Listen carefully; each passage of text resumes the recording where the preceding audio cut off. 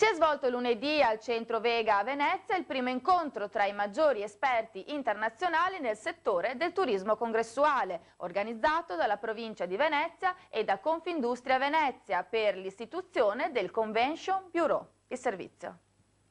Barcellona, Vienna, Firenze e Malaga per la prima volta a confronto a Venezia per l'istituzione del Convention Bureau, l'organismo territoriale di coordinamento e promozione della congressistica, in fase di creazione anche nella provincia di Venezia.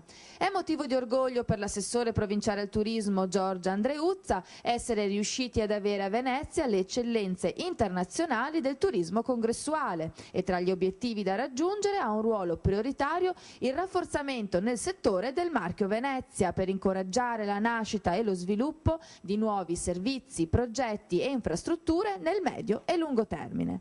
Entusiasta dell'evento anche il presidente di Confindustria Venezia Luigi Brugnaro, che vede nell'operato della Convention Bureau un'occasione importante di aggregazione di tutte le imprese coinvolte nel turismo congressuale per il potenziamento delle possibilità del nostro territorio.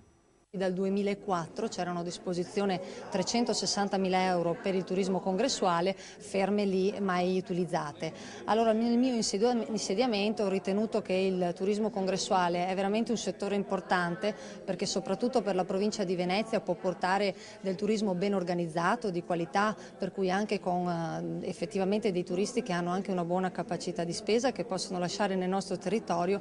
Da lì, soprattutto in un momento di congiuntura economica, ho avviato tutta una serie di ragionamenti con gli operatori e con l'associazione di categoria per investire in questo progetto del turismo congressuale, cioè la realizzazione del Convention Bureau, che ci può permettere a livello internazionale di partecipare a candidature importanti, per cui apportare eventi molto grossi sull'intera provincia.